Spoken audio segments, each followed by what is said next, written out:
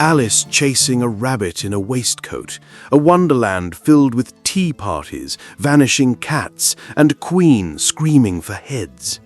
At first glance, it looks like pure fantasy, a delightful nonsense written to entertain children. But if you stop at the surface, you miss the point. Because Wonderland isn't just a whimsical dream, it's a coded world of hidden meanings. Every bizarre scene, every odd character, every unsettling shift in size or time holds a symbolic layer, a commentary on life, control, fear, and identity. Beneath its playful surface lies a world shaped by madness and by the struggle to make sense of the nonsensical. The story whispers questions far deeper than a child's fairy tale ever should. What does it mean to lose control?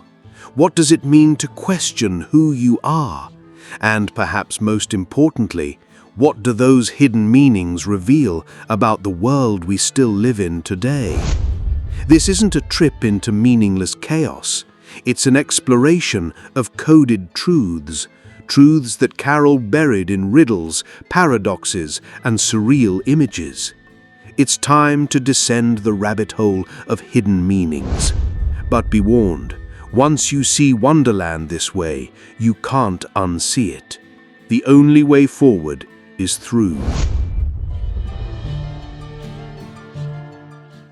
Before we peel back the layers of Wonderland, we have to meet the man who planted them there.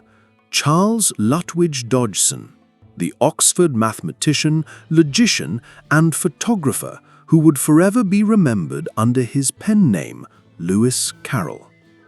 To most readers, Carroll is simply the eccentric mind who dreamed up a rabbit hole and filled it with nonsense. But nonsense is only the surface.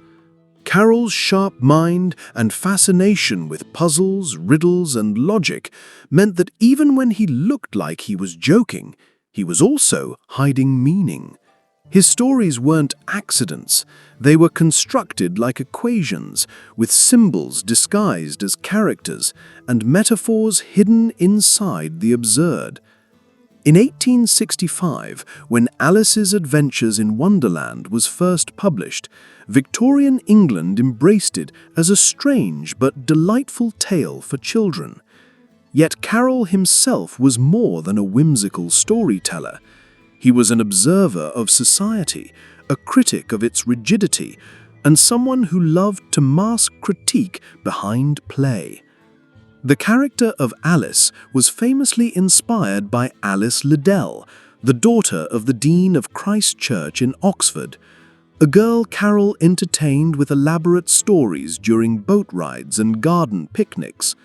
On the surface, it was innocent storytelling, but Carroll's friendship with the Liddell family has been clouded with speculation for more than a century, especially because entire sections of his diaries, precisely from the years when his relationship with the Liddells was closest, are missing. Scholars argue over whether those pages were destroyed to protect reputations or to conceal something more troubling. The truth remains hidden, much like the deeper meanings inside Wonderland itself. Whether those missing pages contained scandals or not, what they prove is this: Carroll's life was full of gaps, mysteries, and contradictions, just like Wonderland. His personal world mirrored his fictional world, brilliant yet unsettling, logical yet filled with shadows. And this is important because when you understand the man, you start to understand the story differently. Wonderland becomes more than a child's dream. It becomes a coded message about control, madness, identity, and the instability of the world we live in. Every author leaves fingerprints inside their work, and Carroll's fingerprints were mathematical precision, logical paradoxes, and social commentary. His world was filled with rules, etiquette, and the stiff order of Victorian England. but he built a fictional universe where those very rules collapsed into absurdity. He took the rigid systems of his own society, time, authority, order, obedience, and twisted them into riddles. Wonderland became a mirror, reflecting the cracks in the surface of a culture obsessed with control. So when you hear people say that Alice in Wonderland is just nonsense, understand this. Nonsense was Carol's camouflage. Beneath the madness, there's a map. And if we learn to read it, we begin to see the hidden meanings that matter just as much today as they did in 1865.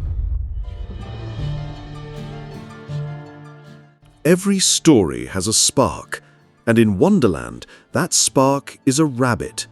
A white rabbit with a waistcoat, a pocket watch, and a panicked cry.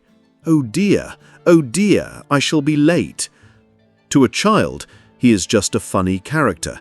To an adult, he is the reason Alice's world flips upside down. And if you look closer, the white rabbit is far more than a guide. He is a symbol of time itself and of the fear it creates. When Alice decides to follow him, she isn't just chasing a rabbit.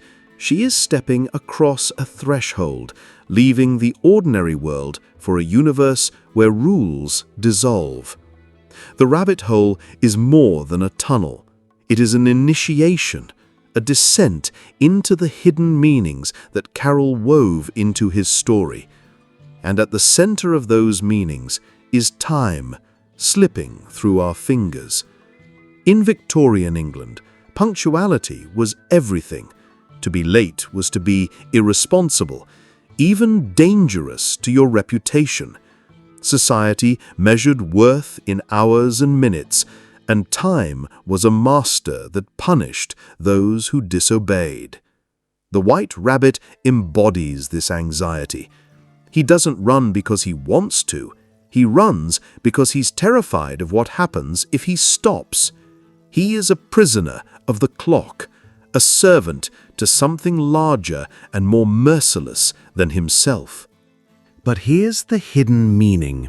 The more he runs, the more he loses. He is never on time, never free, never satisfied. His constant rushing becomes a trap, a cycle of fear-driven motion. Carol wasn't just describing a rabbit, he was describing us.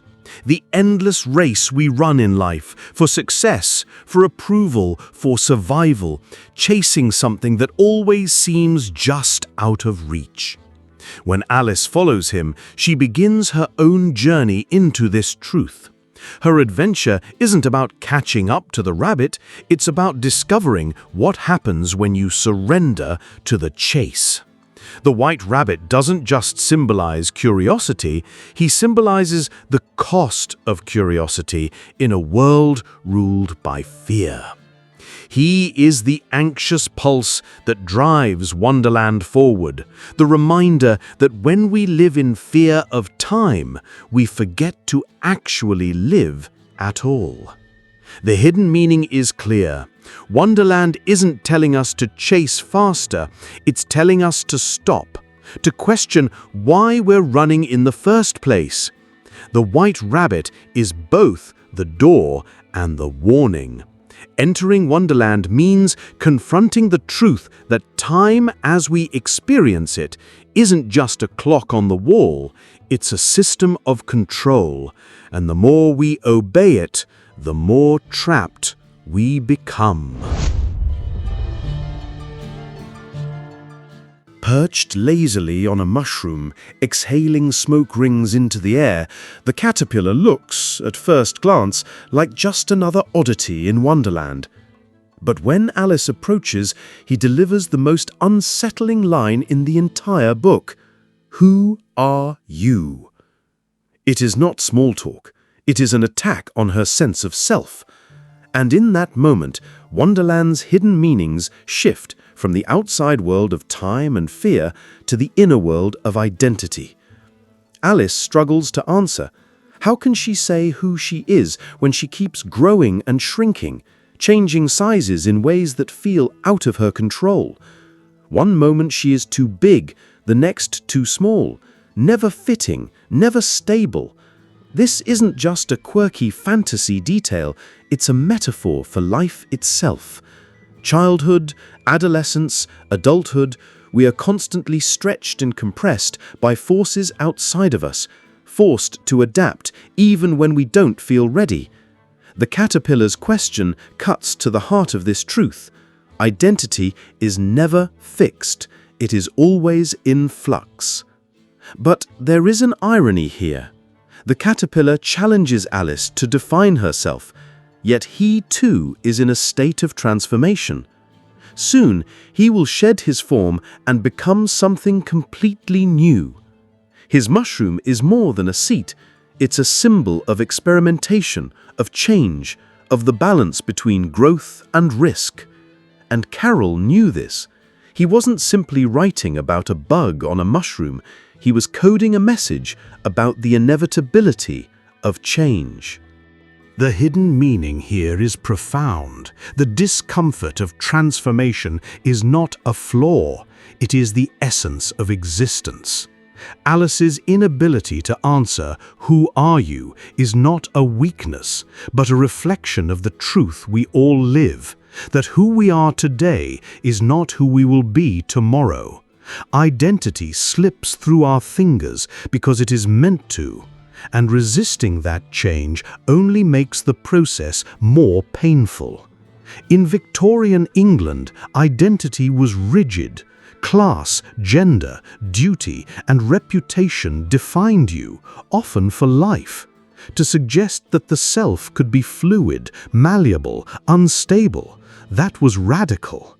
Carroll, with his playful nonsense, smuggled in this dangerous idea that to be human is to change, that asking, "Who are you?" is not a question with a single answer, but an endless journey of discovery. And so the caterpillar, calm and enigmatic, becomes one of the most important guides in Wonderland. He doesn't comfort Alice, he unsettles her. He forces her to look inward, to realize that she may never have a perfect answer. The hidden meaning of his riddle is that identity isn't something to find, it's something to create. And in Wonderland, survival depends not on holding on to who you were, but on adapting to who you are becoming. When Alice is lost, uncertain of where to go or who to trust, she encounters the most cryptic of Wonderland's inhabitants, a grinning cat who appears and disappears at will. The Cheshire Cat does not offer clear guidance, nor does he comfort her confusion. Instead, he tells her something both frustrating and profound. It doesn't much matter which way you go. At first, it sounds like nonsense, a dismissal of her need for direction. But hidden in this riddle lies one of Carroll's deepest messages. The cat is not telling Alice that choices don't matter. He is telling her that the destination matters less than the act of choosing itself. In a world that refuses to make sense, the path you take is less important than the person you become by walking it. The Cheshire Cat embodies ambiguity. He exists between presence and absence, never fully here, never fully gone. He materializes only when he chooses, fading into nothingness until only his grin remains. This vanishing act isn't just a playful trick, it's a symbol of how fragile certainty can be. Just when we believe we've understood the rules, they dissolve into smoke. The cat is a reminder that life offers no guarantees, only moments of clarity that appear and vanish without warning. Why a cat? Carroll likely drew inspiration from the Old English saying, to grin like a Cheshire cat, a phrase already common in his time. But beyond cultural idioms, cats themselves embody independence and perspective. Unlike the Queen of Hearts, who controls through rage, or the White Rabbit, who is enslaved to time, the Cheshire Cat bows to no one. He chooses when to appear, when to vanish, and when to speak. His freedom is his philosophy. In madness, you can either be consumed by chaos or learn to live with it. And then comes his most famous line, "We're all mad here." To a child, it sounds absurd. To an adult, it's unsettling. To a reader willing to look deeper, it's liberating. The cat isn't saying madness is a curse. He's saying it's the human condition. Everyone, in one way or another, lives by rules that don't make sense, trapped in contradictions, improvising in the dark. To be alive is to be a little mad, and once you accept that, you stop fearing it. This is the hidden meaning of the Cheshire Cat. Perspective is everything. He doesn't give Alice answers because Wonderland isn't a place of answers, it's a place of choices. He shows her that control is an illusion, that certainty is fleeting, and that freedom comes not from escaping madness, but from embracing it. In our own lives, the Cheshire Cat's grin still lingers. Whenever the world feels incomprehensible, whenever the rules shift beneath our feet, his words echo, "We're all mad here." It isn't permission to surrender to chaos, it's a reminder that madness is not the enemy, fear of it is. No other character in Wonderland embodies chaos more vividly than the Mad Hatter. Wild-eyed, eccentric, trapped in an endless tea party, he is the very image of absurdity. But beneath his ridiculous riddles and nonsensical banter lies a deeper allegory, one that reveals the cost of defying time and the illusion of freedom in a world already broken. The Mad Hatter is famous for his riddle without an answer. Why is a raven like a writing desk? To Alice, it's frustrating, pointless, even cruel. But that is precisely the point. The Hatter lives in a universe where reason has collapsed, where questions don't exist to provide answers, but to highlight the impossibility of meaning. The riddle is not meant to be solved. It is meant to show the futility of searching for solutions in a world designed to confuse you. Yet the true tragedy of the Hatter is not his riddles, it is his punishment. He is cursed to live in a perpetual tea time, forever stuck at 6 o'clock, repeating the same motions, the same conversations, the same stale cups of tea. Why? Because he murdered time. In Carroll's allegory, this is more than a joke, it is a warning. To defy time is to be broken by it. And the Hatter, who once tried to sing for the Queen of Hearts and failed, has been frozen in a cycle that looks like freedom, but feels like prison. On the surface, the tea party is whimsical, but look closer and it becomes a nightmare. There is no progress, no growth, no tomorrow. It is the worst fate imaginable, and eternal present where nothing ever changes. The Mad Hatter laughs, jokes, pours tea from empty pots, but he cannot escape. His madness is not liberation, it is survival in a reality stripped of meaning. The hidden meaning of the Mad Hatter is sharp. Rebellion without understanding has consequences. To fight against time without wisdom is to end up enslaved by it. His tea party is a parody of Victorian society, where rituals, etiquette, and routines often replaced genuine life. Carroll wasn't just mocking nonsensical conversation, he was mocking a culture stuck in repetition, blind to the absurdity of its own rituals. And yet, there is also a strange honesty in the Hatter's madness. He knows the world doesn't make sense, and unlike the White Rabbit who runs in fear, or the Queen who controls through violence, he embraces the nonsense. He survives by playing along, by laughing at the impossibility of reason. His madness is both a curse and a shield. In the end, the Hatter forces us to ask, are we any different? How many of us live in cycles, repeating the same days, the same conversations, the same roles, convinced we are free while trapped in routines that never move forward? The Tea Party is not just Wonderland's joke, it is our own reflection, a mirror of the illusion of freedom we accept when we mistake routine for choice.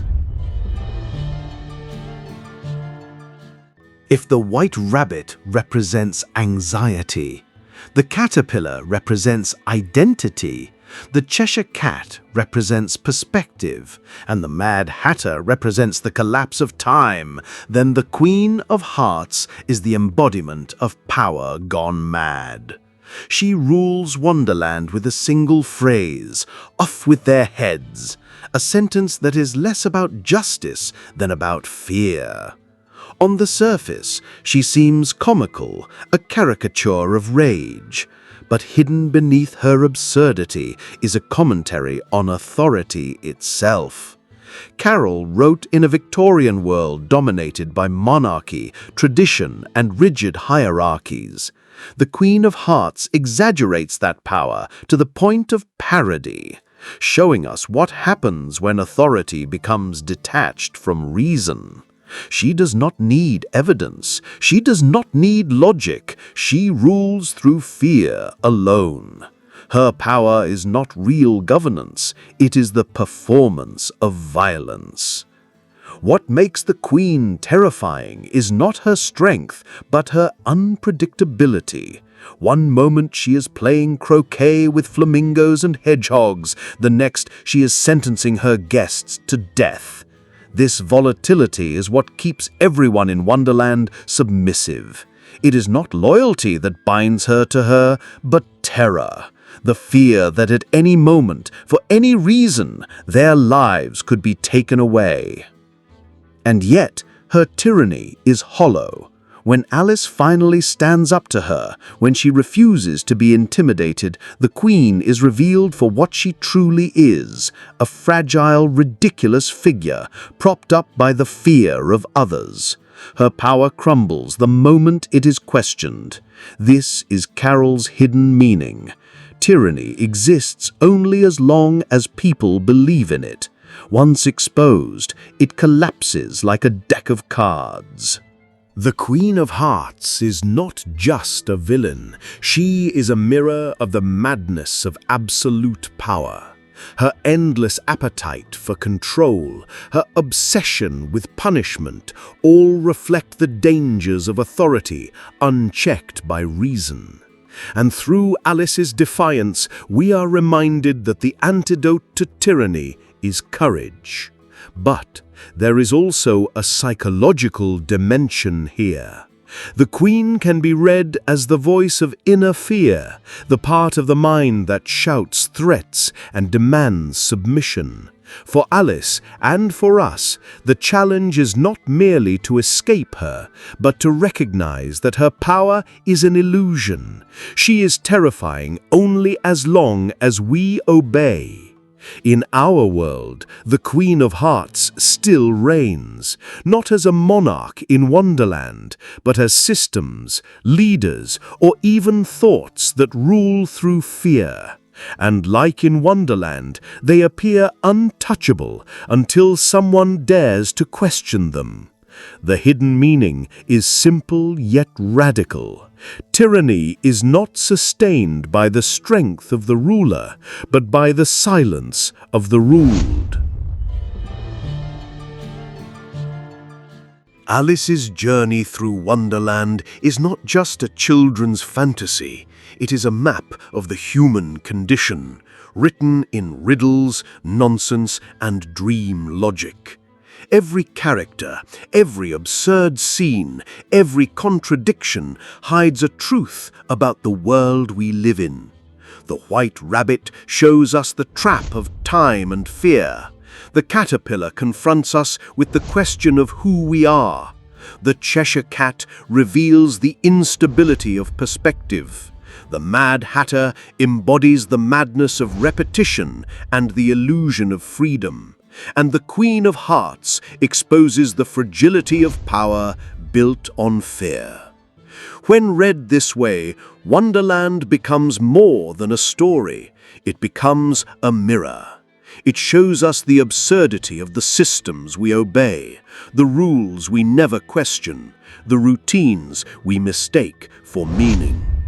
Carroll was mocking Victorian society, but his satire feels timeless. Because we too chase after clocks, we too struggle with identity. We too are trapped in endless cycles of repetition, rituals, and fear of authority.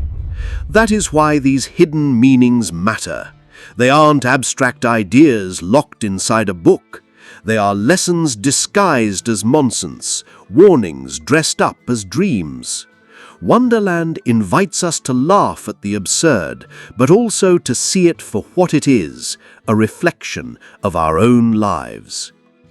And perhaps that is the final truth. Alice's story is not about Wonderland at all. It is about waking up, about realizing that the madness we see in dreams is not so different from the madness we accept as normal when we are awake. The point is not to escape Wonderland, but to recognize that we already live inside one. The hidden meanings of Alice in Wonderland remind us that the world is stranger, harsher, and more nonsensical than we like to admit.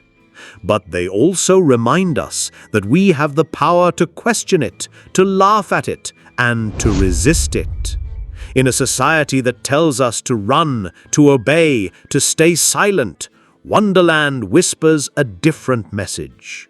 Ask questions, break the cycle, challenge the queen, and above all, don't be afraid to wake up.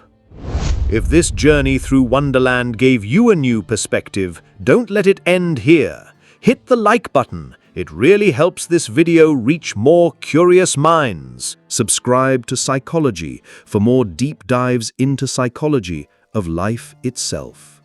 Share your thoughts in the comments. I'd love to know which part of Alice's journey resonated most with you. And if you know someone who should see the world through Wonderland's lens, share this video with them. Because the more we question together, the closer we come to waking up.